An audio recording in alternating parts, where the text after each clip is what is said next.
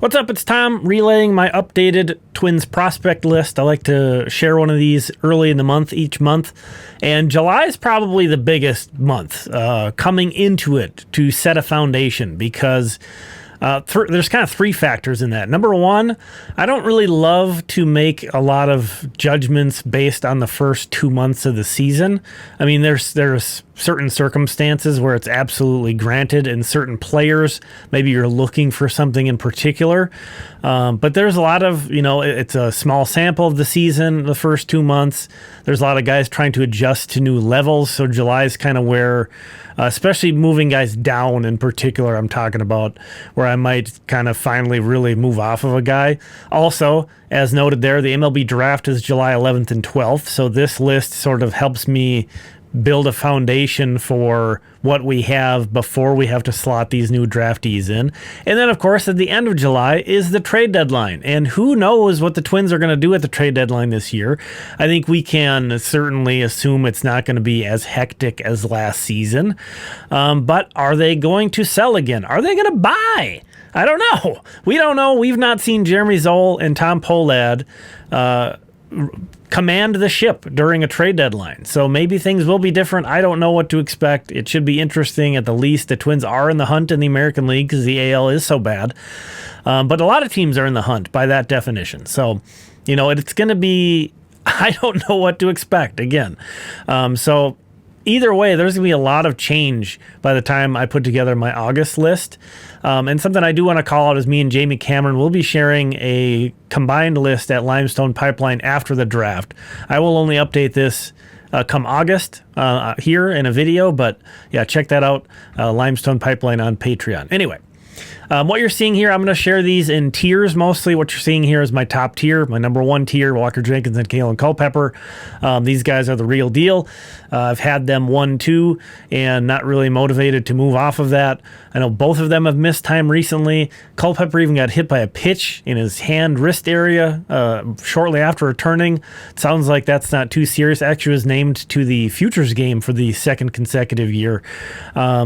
He's just gotten better every step of the way. Has Culpepper clearly is a hardworking guy, and again just keeps on improving. Jenkins, it's I understand some people have prospect fatigue on this guy because he has missed so much time, but I do think it's kind of like the Byron Buxton-esque injuries where he's getting hurt just playing really hard, and I'm not going to fault the guy. No, it's just a matter of fact that he's been injury prone. You can't hide from that, but and again that kind of creates some prospect fatigue. But man, what he can do on the field, including apparently catching small children while they're fainting, which he did this week. But what he can do on the field is so impressive. He's such a well-rounded player. He's such a well-rounded hitter. And I think, I'm not going to say we're bordering on the lines of him becoming underrated at this point, because I do think he's been the Twins' top prospect for so long. He's been on the radar for so long. But I think it's easy to forget while he's out how good of a baseball player Walker Jenkins is. Anyway, moving on to the second tier, not a ton of change here either, and I think, ideally that's how things should be. I don't think you should ever be stuck in your ways and not change a list, but, through 10, you should feel like you've got a pretty good handle on guys. Again, doing these in tiers, number 3 through 8 are all in the same tier. I think, if I saw other lists that had these guys in different orders, I wouldn't really bat an eye.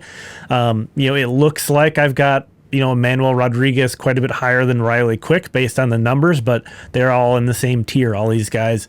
And as you've seen, I have shuffled them around month to month.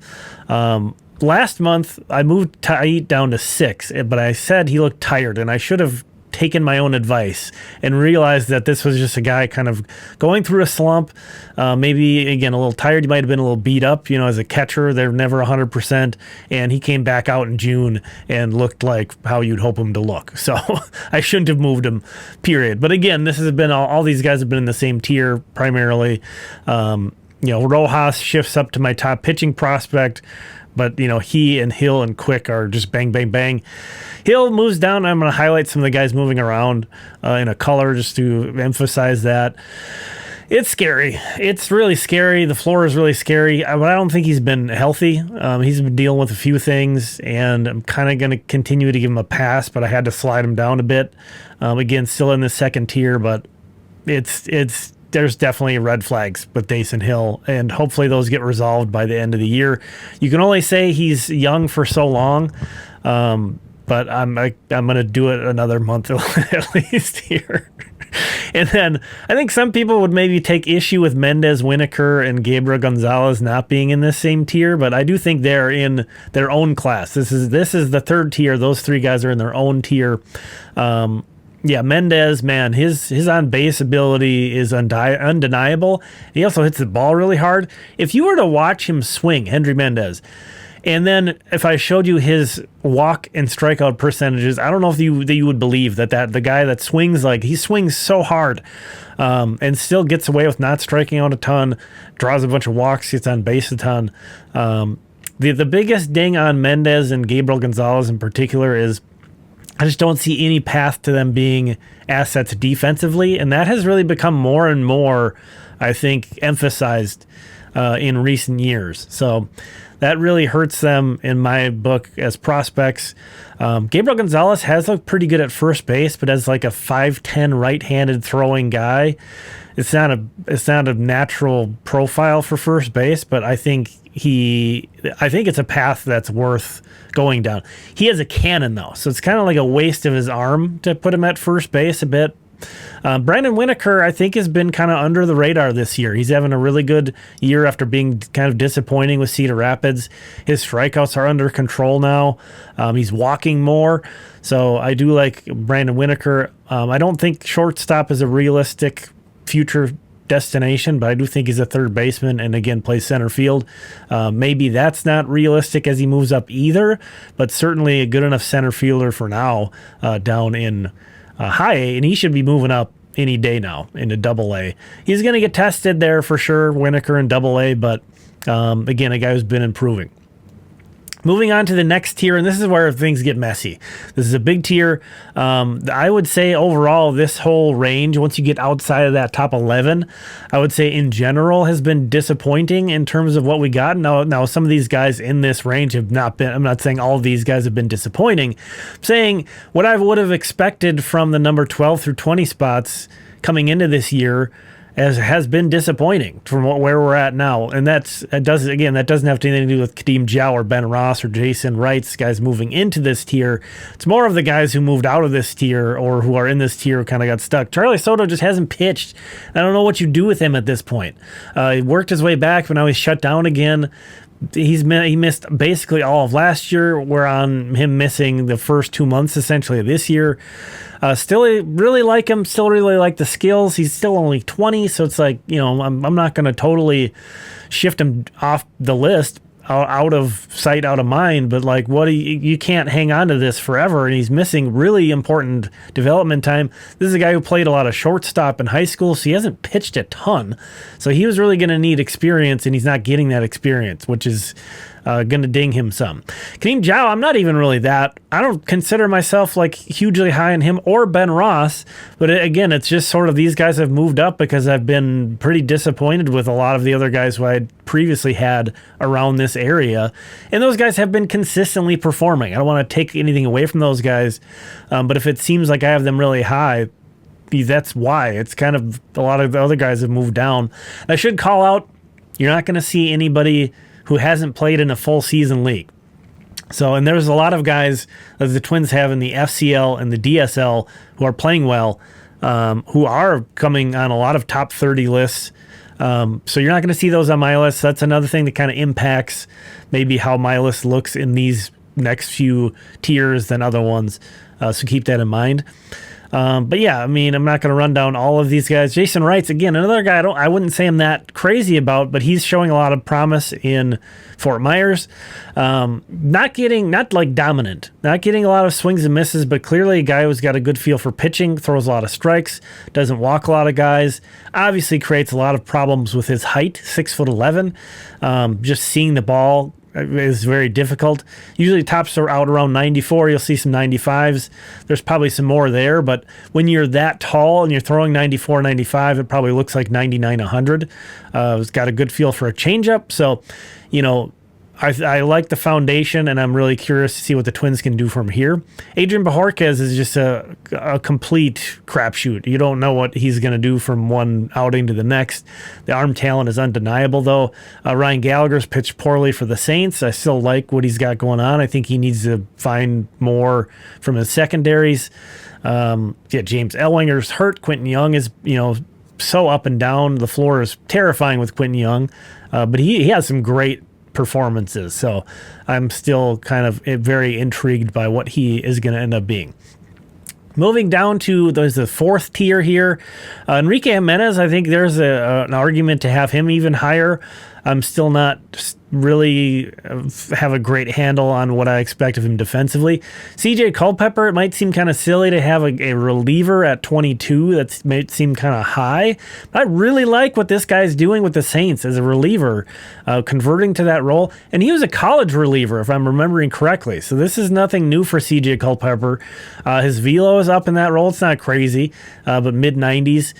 Back to that last year when he kind of pitched a partial season in Wichita. I saw a lot of 92s, so he's kind of back up and then getting a lot of ground balls, which I like from CJ Culpepper. So, again, another guy who maybe kind of benefits from some guys falling out of this range.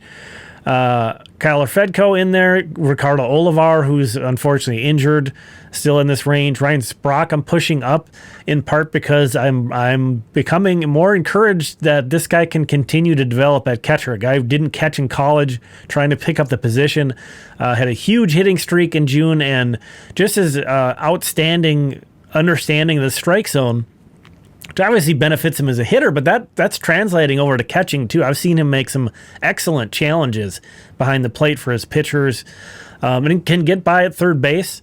It's not like that's not an option for him anymore. So, this is a very aggressive push from 46 to 25, but the next guy kind of is a reflection of that as well. Jason Bass goes from not on my list to the top 30, 26. I'm really intrigued by this guy, a strong kid who can run well and hit for a lot of power, who has reduced his strikeout rate pretty dramatically in June.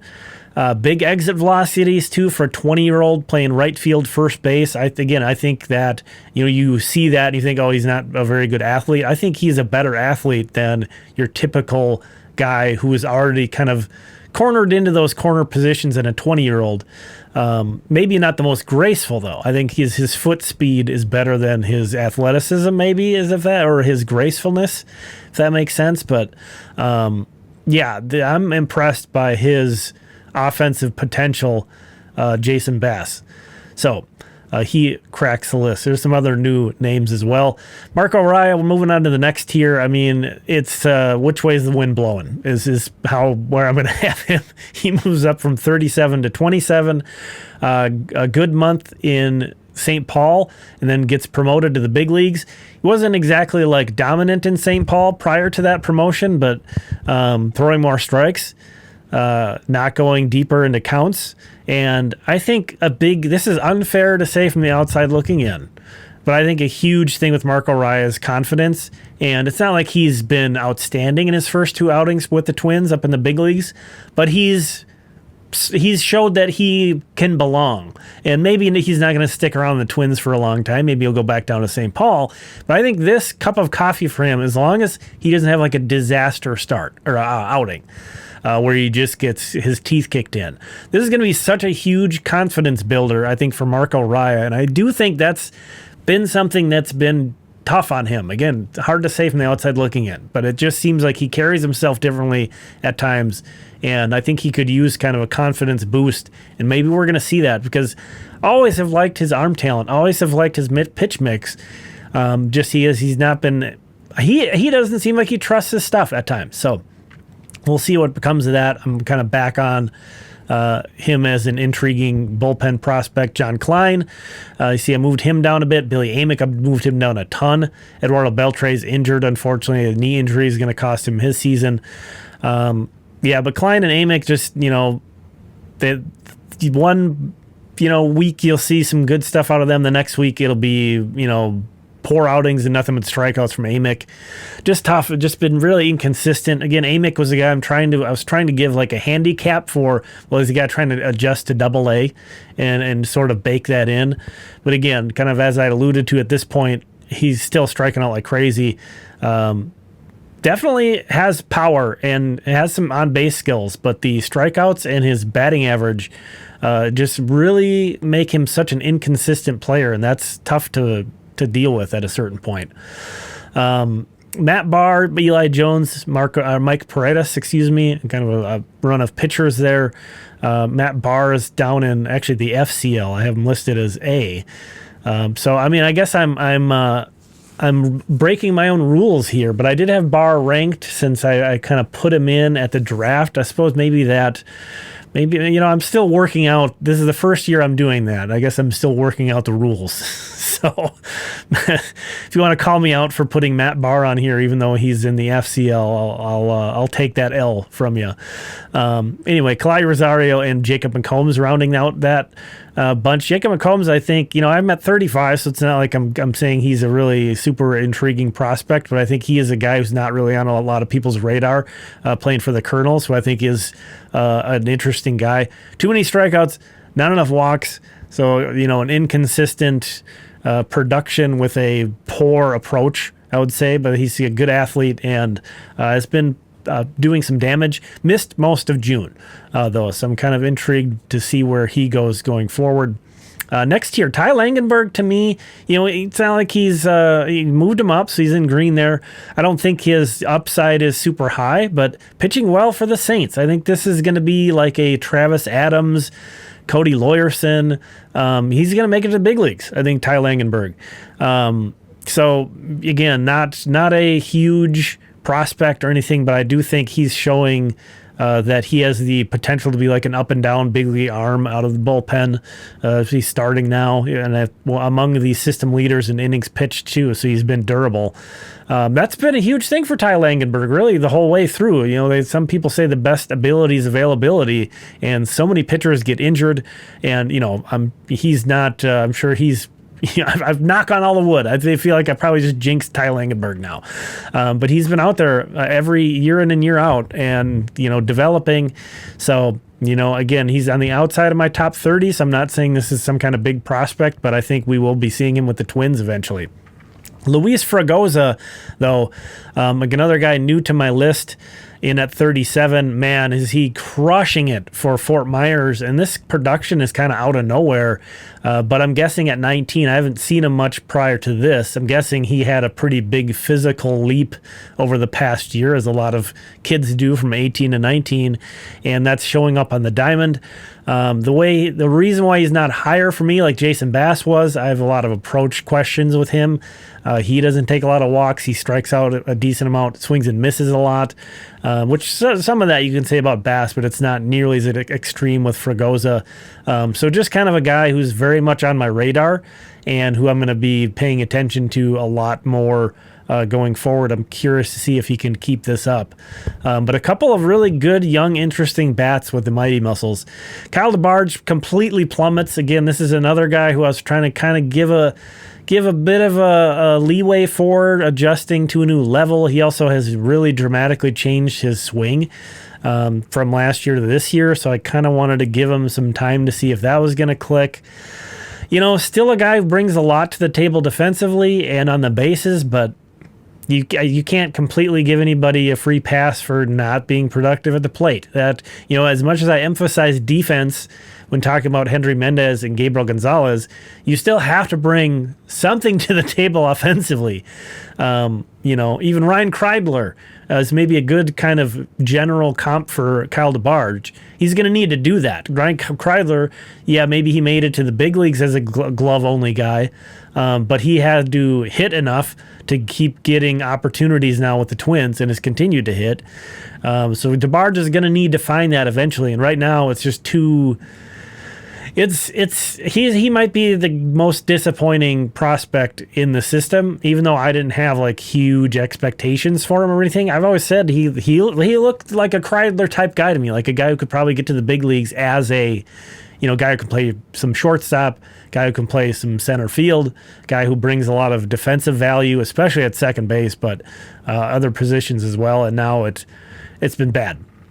We've seen, but maybe again, another guy who you can maybe throw out there as hope is Ben Ross, who got stuck in Double-A for so long and now, looks like a major leaguer to me.